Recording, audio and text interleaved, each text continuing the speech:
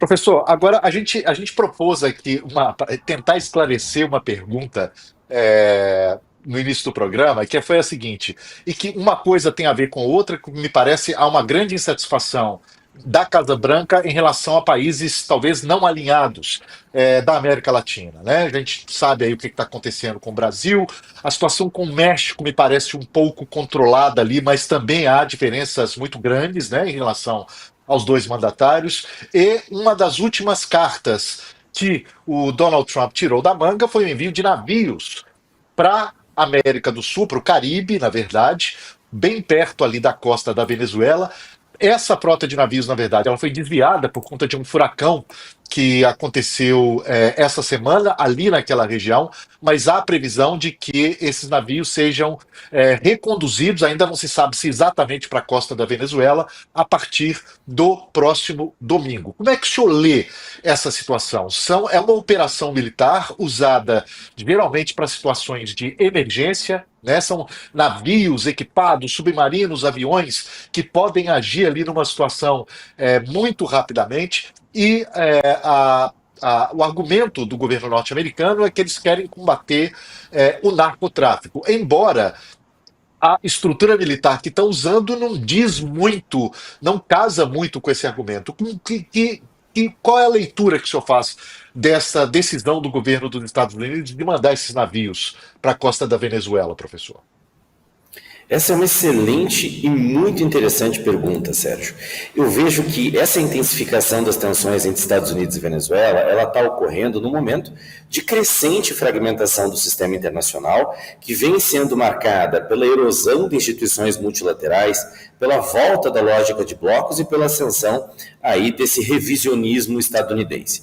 E esse contexto ele amplifica os reflexos do impasse entre Estados Unidos e Venezuela no sul do Caribe, na América do Sul, que se vê mais uma vez inserida em uma disputa geopolítica que vai além da região.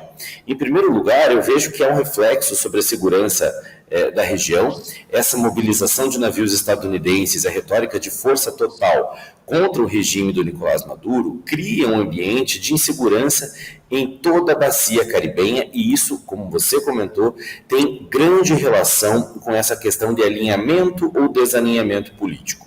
A gente não pode esquecer que na carta de Trump enviada ao presidente Lula, já no primeiro parágrafo, há a menção ao ex-presidente Jair Bolsonaro. E um receio meu agora que estamos às vésperas da cúpula, né, que está ocorrendo aí na Colômbia sobre a questão ambiental, um receio é que esses presidentes sul-americanos agravem retoricamente a situação. Não me parece que esse ato do Trump tenha de fato a ver com o tráfico de drogas. Numa pesquisa rápida, a gente vai perceber que o fentanil, que é uma das coisas que Trump acusa Maduro de enviar para lá, não está sequer entre as drogas mais consumidas nos Estados Unidos.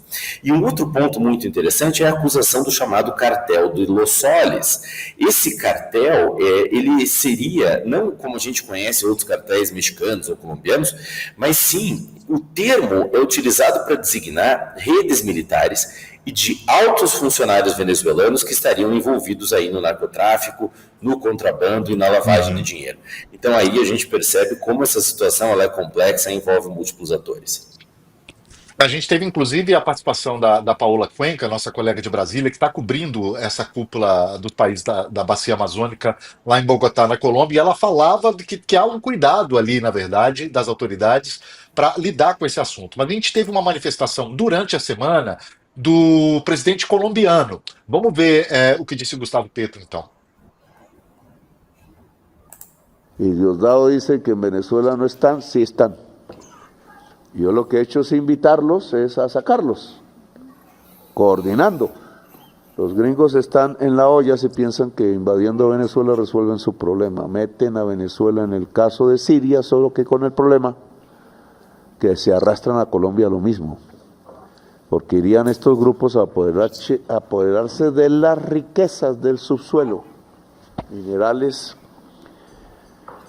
y eso significa más economía para la muerte, no para la vida. Así que yo le dije a Trump a través de sus emisarios que eso sería el peor error. Aí o presidente da Colômbia, que é o país, um dos países que mais sofrem as consequências ali do que acontece na Venezuela, principalmente daquela onda de refugiados, né? A Colômbia recebeu ali centenas de milhares de pessoas.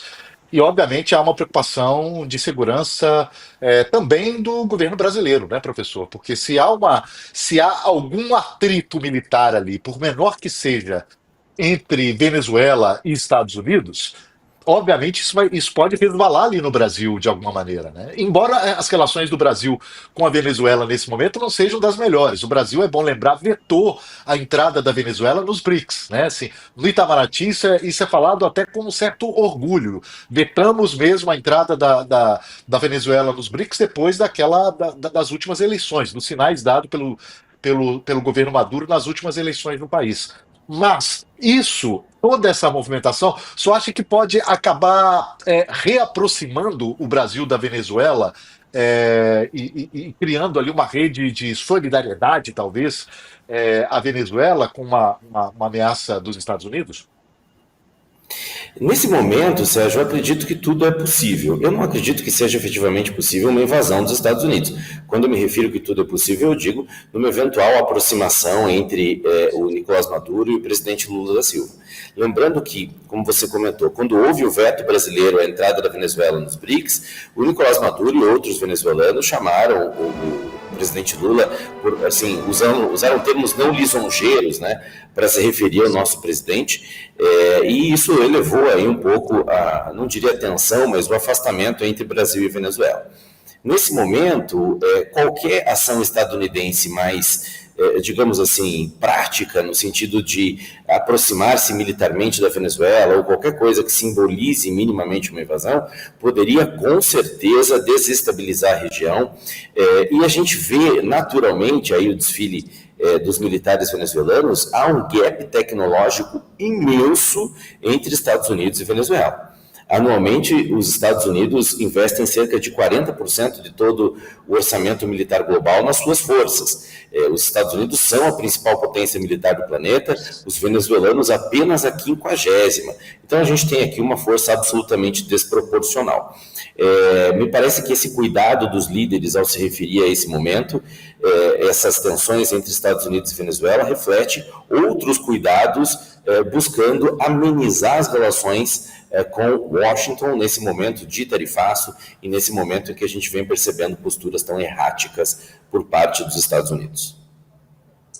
Pois isso vai render bastante ainda. Como o senhor disse, é mais um capítulo, não um capítulo final. Professor João Alfredo Niegrai, professor de Negócios Internacionais da PUC do Paraná, falou aqui com a gente. Professor, muitíssimo obrigado e espero recebê-lo de novo para mais uma conversa aqui no Mapa Mundi. Ótimo restante de sexta-feira e bom fim de semana para o senhor. Muito obrigado, Sérgio. É uma alegria estar aqui. Um forte abraço a você e aos espectadores.